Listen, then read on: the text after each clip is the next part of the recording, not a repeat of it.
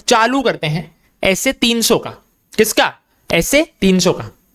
आओ फटाफट से अपन लोग चालू करते हैं एनर्जेटिक सुपर एनर्जेटिक जबरदस्त वाला रिवीजन ऐसे 300 का। ऐसे 300 planning and audit of financial statements. क्या यहाँ पे मैं परफॉर्म कर रहा हूँ, क्या प्लान कर रहा हूँ? मैंने बोला प्लान कर रहा हूँ सर, प्लान कर रहा हूँ। पहले प्लानिंग करेंगे उसके बाद में एग्जीक्यूशन करेंगे। प्लानिंग करना जिंदगी के अंदर बहुत ज्यादा जरूरी है। Planning and audit of financial statements, planning and audit of financial statements, planning and audit of financial statements, planning and audit of financial statements. सब लोग जोर से घर पे चिल्ला के बोलेंगे ऐसे 300 का नाम, या चैट बॉक्स में लिखेंगे ऐसे 300 का नाम, planning and audit of financial statements. सबसे पहला क्वेश्चन अपना आता है बेनिफिट्स क्या है, यूजफुलनेस क्या है प्लान करने के। प्लान करोगे तो जिंदगी के अंदर क्या फायदा होगा? मेमोरी ट्रिक क्या था? वाइफ का सिलेक्शन करते वक्त कुछ बातों का ध्यान रखना है। लड़कों अपने कानों को ध्यान से खोल लो और मेरी बात को ध्यान से सुनना। वाइफ का सिलेक्शन करते वक्त कुछ बातों का ध्यान रखना है। अच्छे से मैनेज करना वाइफ को, टाइमली अटेंशन देना वाइफ को, तो जिंदगी को एक डायरेक्शन मिलेगी। क्या आपको बात पता चलती है? मैंने बोला हाँ। पहला, वाइफ का सिलेक्शन करते वक्त कुछ बातों का ध्यान रखना है। तो सिलेक्शन में क्या आएगा? Proper selection of engagement team, proper selection of engagement team, proper selection of engagement team. 3 बार सब बोलेंगे, proper selection of engagement team, proper selection of engagement team, proper selection of engagement team.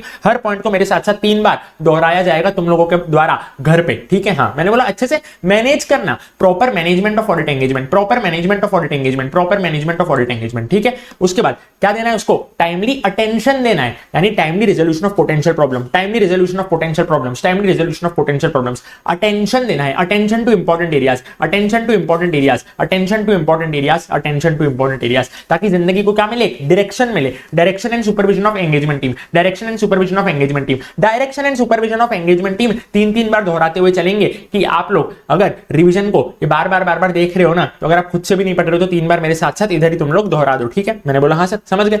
बाद में अगर नहीं भी पढ़ रहे हो तो 3 बार इधर ही दोहराते जाना मेरे साथ। अगला, nature and extent of planning varies according to factors affecting NTE of planning.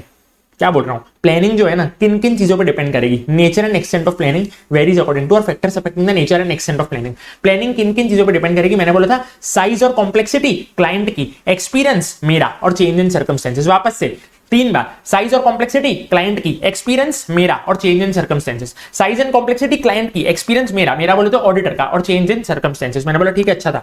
Planning is not a discrete phase of audit but rather a continual and iterative process. अपन ने क्या देखा था? मैंने बोला था भाई इंटर लेवल पे इंपॉर्टेंट है, इस लेवल पे इतना इंपॉर्टेंट तो नहीं है। तो भी अपन ने देखा था, पहला पॉइंट तो वही चेप दिया था, planning is not a discrete phase of audit but rather a continual and iterative process. कब खत्म होता है? मैंने बोला प्रीवियस ऑडिट के बाद खत्म हो जाता है और करंट ऑडिट के कंप्लीशन तक चलता ही जाता है, चलता ही जाता है, चलता ही जाता है। जैसे सीए फाइनल की प्रिपरेशन कब चालू की थी? सीए इंटर के बाद चालू की थी और सीए फाइनल के खत्म होने तक चलती जाएगी। वैसे ही प्रीवियस ऑडिट के बाद चालू किया था और करंट ऑडिट के कंप्लीशन तक प्लानिंग चलती जाएगी, चलती जाएगी, चलती जाएगी। प्लानिंग में पता है क्या कंसीडर करता है ऑडिटर? प्लानिंग में डपोई कंसीडर करता है। सर डपोई, डपोई बोले तो D for determination of materiality, determination of materiality, determination of materiality. A for analytical procedures, analytical procedures, analytical procedures. P for performance of RAP, performance of RAP, performance of rap.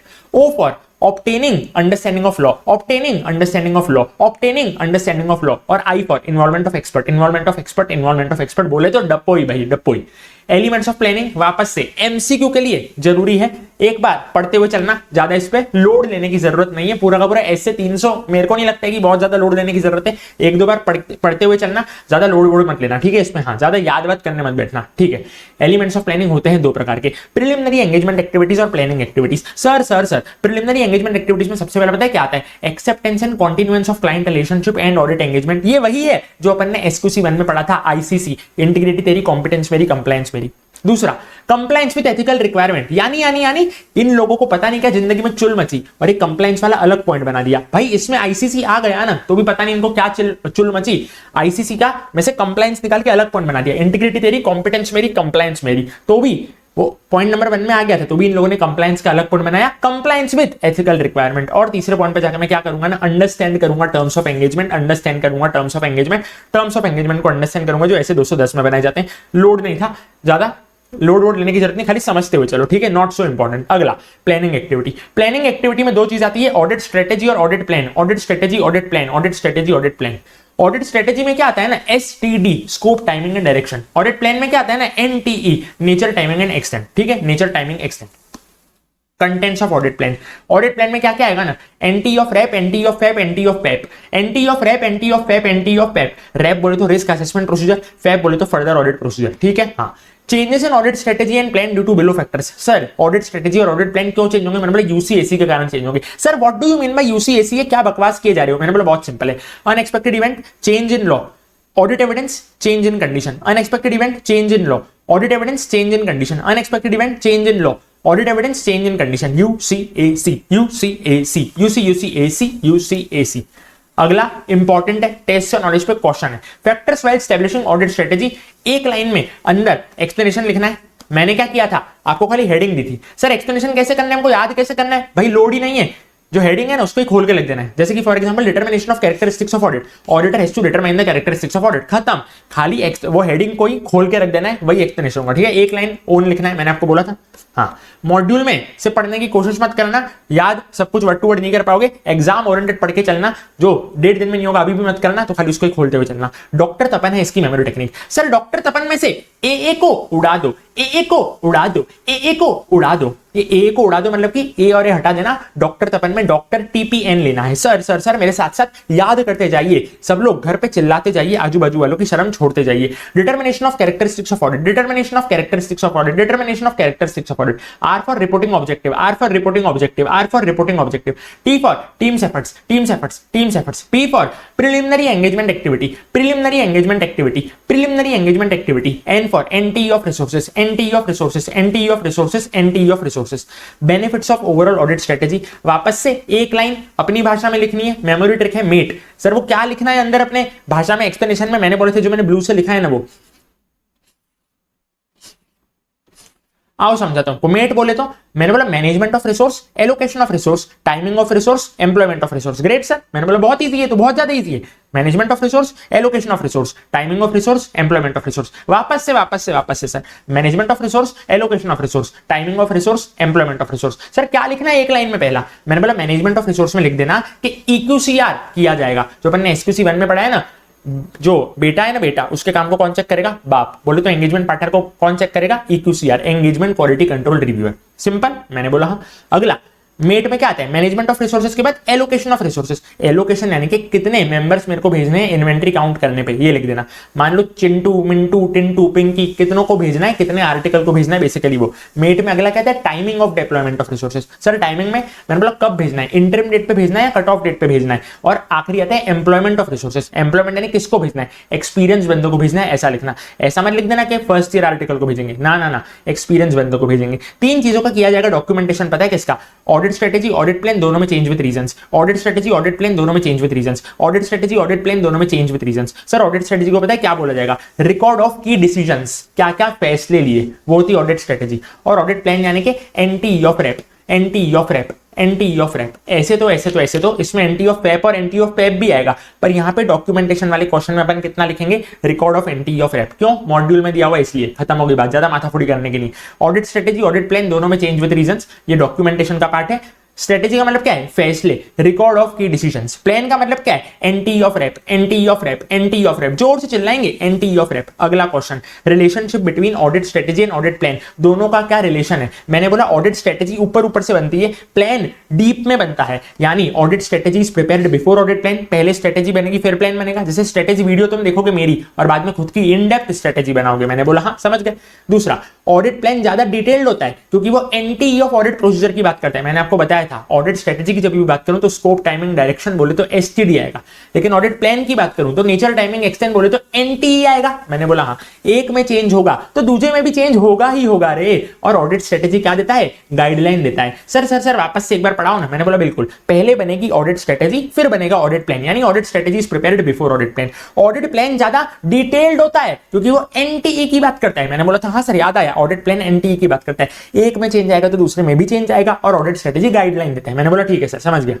Audit programme, मैंने बोला पता है इसमें क्या होगा? 3 चीजें होंगी। Work allocate किया जाएगा, इंस्ट्रक्शन दिए जाएंगे और ड्यूरेशन दिया जाएगा। Work allocate, instruction, duration, work allocate, instruction, duration, work allocate, instruction, duration, work allocate, instruction, duration. देखो मैंने चिंटू को बोला था, चिंटू मेरा फर्स्ट ईयर आर्टिकल था। मैंने बोला था देख भाई, ड्यूरेशन 5 मिनट में ये काम करना, 10 मिनट में, 15 मिनट में, 20 मिनट में, और जो भी काम होते हैं तो टिक मारते चलना। यानी वर्क तेको क्या क्या एलोकेट किया है, इंस्ट्रक्शन में तेको दूंगा कि भाई ऐसे ऐसे वो काम को करना, और ड्यूरेशन दूंगा। मैटर्स क्या क्या मेरे को कंसिडर करने थे ऑडिट प्रोग्राम को बनाते वक्त, याद है कल किया था, nature size account account info plan, nature size info plan account account, nature size info plan account account. मैंने बोला वापस से एक लाइन में एक्सप्लेनेशन, उसको ही खोल के, nature size info plan account account, nature size info plan account account, nature size info plan account account. Sir account account तो बहुत इजी था, accounting procedure accounting policy, accounting procedure accounting policy, यो accounting procedure accounting policy, accounting procedure accounting policy, accounting procedure accounting policy, accounting procedure accounting policy, accounting procedure accounting policy. ये रहा internal control system and accounting procedure, और ये रहा अपना accounting and management policies. हो गया, मैंने बोला हाँ। नेचर साइज यानी कि नेचर ऑफ बिजनेस, ओ भाई साहब ये क्या हुआ, नेचर ऑफ बिजनेस और size of business, nature of business और size of business, nature of business और size of business, nature of business size of business, nature of business size of organisation, nature of business और size of organization, ये लिखा हुआ है size of organization and management structure. मैंने बोला हाँ sir बिल्कुल बिल्कुल बिल्कुल अच्छी तरीके से हम समझ गए हैं, बिल्कुल बिल्कुल बिल्कुल अच्छी तरीके से समझ गए। Nature of business size of organisation, nature of business size of organisation, nature of business size of business. और क्या होता है, इन्फो प्लान यानी इंफॉर्मेशन ऑफ बिजनेस और overall plan, information of business overall plan. देखो आसान भाषा में कैसे सीखते चलो ना, बात बड़े ध्यान से समझो। अकाउंट अकाउंट लिया मैंने इधर, हाँ तो अकाउंटिंग प्रोसीजर अकाउंटिंग पॉलिसी, ठीक है। बाकी सारे पॉइंट है बिजनेस के, देखो नेचर साइज है ना, nature of business size of business, ठीक है। फिर इन्फो प्लान है ना, इन्फो ऑफ बिजनेस और ओवरऑल प्लान, यानी ये तीनों तो बिजनेस की बात कर रहे हैं।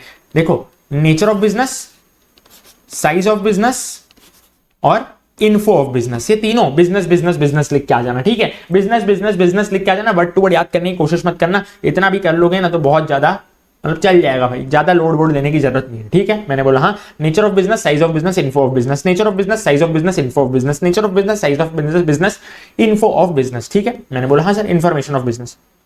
कब कब ऑडिट प्रोग्राम ऑल्टर किया जाएगा, मैंने बोला 2 डेबिट ट्रांजेक्शन थे, 2 क्रेडिट ट्रांजेक्शन थे, जब मैं क्या करूंगा ऑल्टर करूंगा। सर डेबिट बोले तो स्टॉक और असेट, याद आया। मैंने बोला हाँ सर क्या हुआ था ना, क्या हुआ था, मैंने बोला था कि स्टॉक के वैल्यू में एक्स्ट्राऑर्डिनरी इंक्रीज आ गया, स्टॉक के वैल्यू में एक्स्ट्राऑर्डिनरी इंक्रीज आ गया, स्टॉक के वैल्यू में एक्स्ट्राऑर्डिनरी इंक्रीज आ गया, ये रहा extraordinary increase in stock value as compare to last year. और असेट मिस अप्रोप्रिएट हुई है, बोले तो असेट चोरी हुई है, ऐसा मेरे को या तो शक मिला या तो फिर इंफॉर्मेशन मिली, या तो मेरे को शक पड़ा या इंफॉर्मेशन मिली कि असेट क्या हुआ है ना, मिस अप्रोप्रिएट हुआ है। तो एक स्टॉक का पॉइंट हो गया, असेट का पॉइंट हो गया, ठीक है। ये हो गए 2 डेबिट ट्रांजैक्शन। 2 क्रेडिट यानी कि सेल और इनकम। सेल यानी कि मैंने ऑडिट प्रोसीजर बनाए थे 5 करोड़ के लिए, लेकिन सेल 10 करोड़ हो गई, यानी क्या हुआ ना, वॉल्यूम इंक्रीज हो गई सब्सटेंशियली। भाई साहब मैंने सोचा ही नहीं था इतनी सारी सेल होगी, लेकिन भगवान की दया से 5 करोड़ की जगह 10 करोड़ की सेल हो गई। यानी ऑडिट प्रोसीजर मैंने बनाए थे सर्टेन वॉल्यूम ऑफ टर्नओवर के लिए, और वो टर्नओवर क्या हो गया, अचानक से बढ़ गया।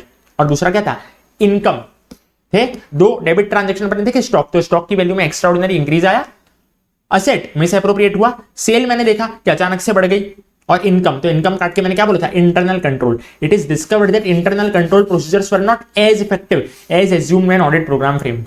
मैंने सोचा था इंटरनल कंट्रोल अच्छे होंगे, लेकिन इंटरनल कंट्रोल वाहियात निकले, घटिया निकले, बेकार निकले, चमाइले निकले, ठीक है। Discovered that internal control procedures were not effective, internal control procedures effective निकले ही नहीं, ठीक है। अगली बात, ऑडिट प्लान और प्रोग्राम में चेंज आएगा जैसे जैसे ऑडिट आगे बढ़ता जाएगा, जैसे जैसे ऑडिट आगे बढ़ता जाएगा तो ऑडिट स्ट्रेटेजी में भी चेंज आएगा, प्लान में भी चेंज आएगा, प्रोग्राम में भी चेंज आएगा। क्या क्या फेज रहेंगे ऑडिट एग्जीक्यूशन स्टेज में, वापस से एक लाइन अपने मन से लिखनी है, उसको ही अपने को डीप में करना है। Execution planning risk control evaluation testing reporting, मेरे साथ साथ execution planning risk control evaluation testing reporting, execution planning risk control evaluation testing reporting, execution planning risk control evaluation testing reporting. और factors considered in the development of audit plan, addition करवाया था क्योंकि test और knowledge में इसका question है। Test और knowledge में क्या इसका क्वेश्चन है, मैंने आपको बोला था ऐसे 210, देखो ऐसे 210, 250, 320, हे भगवान, हाँ एक फ्रेम में लाओ भाई साहब, इसको एक फ्रेम में लाओ, आहा वाह। ऐसे 210, 250, 320, 500, 700, कुछ ज्यादा ही छोटा हो गया क्या। Factors considered in the development of audit plan, ऐसे 210, 250, 320, 500, 700। इंग्लिश वालों ऐसे 210, 250, 320, 500, 700। क्या मेरे को इसकी हेडिंग लिखनी थी क्या, मतलब क्या मेरे को इसके ऐसे के नाम नंबर लिखने थे क्या। मैंने बोला ना जी ना, ऐसे के नाम नंबर नहीं लिखने थे, खाली अंदर का कंटेंट लिखना था। ऐसे 210 किसके बारे में बात करता है, टर्म्स ऑफ एंगेजमेंट। ऐसे 250 टॉक्स अबाउट लीगल रिक्वायरमेंट, क्या था, consideration of laws and regulations था, मैंने बोला हाँ। ऐसे 320 क्या बात करता है, मटेरियलिटी के बारे में बात करता है। और ऐसे 500, 700 NTE of audit evidence, NTE of audit report. खत्म हो गई बात, मैंने बोला हाँ। मजा आया नहीं मजा आया, जल्दी से था। ऐसे 450, ऐसे 450, ऐसे 450, ऐसे 450। देखो देखो देखो, evaluation of miss statements identified during the audit, evaluation of, मजा आया सर मजा आया, ग्रेट ग्रेट ग्रेट, मजा आ गया सबको। Evaluation of miss statements identified during the audit, क्या बोल रहा हूं मैं पता है, बेसिक्स खाली अंडरस्टैंडिंग पर्पस के लिए। क्या है सर, 1 नंबर रिवीजन, वाह। Evaluation of miss statements identified during the audit, basics खाली समझने के लिए। ऑडिटर क्या करेगा ना, एक्यूमुलेट करेगा, बोले तो इकट्ठा करेगा मिस स्टेटमेंट्स को, other than those that are clearly trivial, यानी स्मॉल स्मॉल मिस स्टेटमेंट्स को मैं जाने दूंगा, जो 1-2 रुपए की उसको मैं नहीं देखूंगा, ठीक है, खाली समझने के लिए था। क्वेश्चन नंबर 2 ये भी खाली समझने के लिए, कब कब मेरे को ऑडिट स्ट्रेटेजी को, ऑडिट प्लान को रिवाइज करना पड़ेगा। तो मैंने क्या बोला, जो मेरे को मिस स्टेटमेंट मिली है ना, वो वाली मिस स्टेटमेंट और उसके साथ अदर मिस स्टेटमेंट मिलकर अगर मटेरियल मिस स्टेटमेंट बना रही है ना, तो या तो फिर जब मेरे को ऐसे 320 में मटेरियलिटी को रिवाइज करना पड़ेगा ना, तो उन 2 पर्टिकुलर केस में मेरे को ऑडिट स्ट्रेटेजी को, ऑडिट प्लान को रिवाइज करना पड़ेगा। क्या लिखा हुआ है, nature of identified miss statement, यानी जो मेरे को मिली है और उसके साथ अदर मिस स्टेटमेंट जब एग्रीगेट हो रही है ना, तो वो मटेरियल मिस स्टेटमेंट बना रही है तब, या तो जब ऐसे 320 में मटेरियलिटी को रिवाइज करना पड़ रहा है ना, तब उन 2 पर्टिकुलर केस में मेरे को ऑडिट स्ट्रेटेजी, ऑडिट प्लान को रिवाइज करना पड़ेगा। अब एमसीक्यू के लिए छोटे छोटे पॉइंट है। क्या लिखा हुआ है, if management refuses to correct misstatement communicated by auditor, auditor asks reasons for it. भाई मैनेजमेंट मना कर रहा है, मैं मेरी गलतियों को सुधारूंगा ही नहीं, भाई तेरे बाप का राज है क्या, मेरे को रीजन चाहिए। ऑडिटर क्या बोलेगा, मेरे को रीजन चाहिए, ये था पहला पॉइंट। मैनेजमेंट ने रिफ्यूज कर दिया कि भाई मैं मिस स्टेटमेंट को करेक्ट नहीं करूंगा, मैं कहा भाई तेरे बाप का राज है क्या, चल मेरे को बता। अगला मैनेजमेंट पता है क्या बोल रहा है, भाई मैं इसीलिए करेक्ट नहीं कर रहा हूं क्योंकि ये तो इमटेरियल है, अनकरेक्टेड मैंने क्यों छोड़ दिया, मैं करेक्ट क्यों नहीं कर रहा हूं क्योंकि तो इमटेरियल है। भाई ऐसा थोड़ी होता है, तेरे बाप का राजा क्या, वापस मेरे को लिख के दे। Auditor will obtain written representation, ये इमटेरियल वाली बात तू मेरे को कर रहा है ना, तो हवा में मत कर, मेरे को लिख के दे। ऊपर वाले पॉइंट में मैंने उससे रीजन मांगे कि चलेगा, तू मेरे को बोल के बता दे तो भी चलेगा, लेकिन तू जब ऐसा बोल रहा है ना इमटेरियल है, तो साले ऐसा नहीं चलेगा, तू मेरे को लिख के दे भाई, लिख के दे, ठीक है। उसके बाद 3 चीजों का इधर मेरे को डॉक्यूमेंटेशन करना है। क्या था याद है, क्लियरली ट्रिवियल और एसीसीबी। क्लियरली ट्रिवियल, एसीसीबी, यानी क्लियरली ट्रिवियल वाला लेवल क्या है जिसके नीचे मैं करेक्ट नहीं करता, वो क्लियरली ट्रिवियल वाला लेवल, ठीक है। उसके बाद एसीसीबी यानी misstatements accumulated and whether corrected, misstatement जो आपने इकट्ठी करी और क्या उसको करेक्ट किया या करेक्ट नहीं किया है, वो होता है एसी। और सीबी ऑडिटर का conclusion and bases for conclusion, याद है इतना ही किया था, खाली समझने खातिर मैंने बोला हाँ। उसके बाद फ्रॉड के अलावा गलतियां कैसे कैसे हो सकती है, तो मैंने बोला इनएक्यूरेसी इन गैदरिंग प्रोसेसिंग डेटा, यानी आपने क्या किया ना एग्जाम में 50 रुपए को 500 रुपए लिख दिया, ठीक है। Inaccuracy in gathering processing data. Omission of amount disclosure, PGBP का क्वेश्चन आपने सॉल्व करते करते एक एडजस्टमेंट को ओमिट कर दिया, ठीक है। और तीसरा इनकरेक्ट अकाउंटिंग एस्टीमेट, 5 साल की जगह 10 साल की यूजफुल लाइफ ले ली, ये भी खाली समझने के लिए था। फ्रॉड के अलावा कैसे कैसे क्या हो सकते हैं, मिस स्टेटमेंट हो सकते हैं। आपने इनएक्यूरेट तरीके से गैदर किया डेटा, ओमिशन कर दिया या इनकरेक्ट अकाउंटिंग एस्टीमेट लिया। उसके बाद एकमात्र डिस्क्रिप्टिव क्वेश्चन जो कि इसमें से आ सकता है, वो भी इतना इंपॉर्टेंट नहीं है, impact of uncorrected miss statements and auditor के क्या रिस्पॉन्सेस है। मैंने क्या बोला था, ऑडिटर को डिटरमाइन करना है कि अनकरेक्टेड मिस स्टेटमेंट्स मटेरियल है या नहीं है। उसके बाद ऑडिटर को कंसीडर करना है, कल क्या अपन ने पढ़ा था, देखो देखो देखो, ऑडिटर को कंसीडर करना है size and nature of miss statement, assertion level पे भी करना है, एफएस एज अ होल के लेवल पे भी कंसीडर करना है। Effect of uncorrected miss statements कौन सी वाली, पिछले साल वाली, प्रायर पीरियड वाली, ठीक है। एसर्शन लेवल पे भी करना है, एफएस एज अ होल के लेवल पे भी करना है, याद है अपन ने कल पढ़ा था, मैंने बोला हाँ। उसके बाद ऑडिटर जाके कम्युनिकेट करेगा कोर्ट सूट वाले टीसीडब्ल्यूजी को कि भाई देख ले टीसीडब्ल्यूजी, ये कुछ अनकरेक्टेड गलतियां हैं तेरी, इसका इफेक्ट ये आ रहा है, तो मेहरबानी करके तू उसको क्या कर दे, करेक्ट कर दे। ऑडिटर क्या कर रहा था, मटेरियलिटी लेवल को क्या कर रहा था, रीअसेस कर रहा था, ठीक है। फिर 5वां पॉइंट वही वाला, ये लोग क्या करते हैं इमटेरियल, मैनेजमेंट क्या बोल रहा था, भाई ये तो इमटेरियल है इसलिए मैंने इसको सुधारा नहीं। मैंने बोला सच में इमटेरियल है ना, तो मेरे को लिख के दे, तेरे में ताकत है तो तुम को रिटर्न रिप्रेजेंटेशन दे। और मैनेजमेंट ने जब अपनी गलती नहीं सुधारी और वो गलती मटेरियल थी, तो रिपोर्ट पे मैं क्या डाल दूंगा, इंपैक्ट डाल दूंगा, वही लिखा है। मैनेजमेंट ने क्या किया ना, रिफ्यूज कर दिया कि मैं तो एडजस्ट नहीं करूंगा फाइनेंशियल इन्फो को, और वो गलती मटेरियल थी तो मैं इंपैक्ट डाल दूंगा रिपोर्ट पे। ये अगर तुमको लाइन नहीं लिखनी है ना, तो खाली इतना लिख देना कि वो क्या थी, स्टेटमेंट मटेरियल थी, ठीक है। इसका मतलब ये दिखा रहा है कि ऑडिटर अनेबल टू कंक्लूड कि वो नॉट मटेरियल थी, यानी इन शॉर्ट वो क्या बोलना चाह रहा है, वो मटेरियल थी अगर, तो ऑडिटर क्या डाल देगा, इंपैक्ट ऑन रिपोर्ट डाल देगा। एकमात्र क्वेश्चन था ये, ठीक है, डिस्क्रिप्टिव वाला। बताओ मजा आया कि नहीं मजा आया, जल्दी से बताना।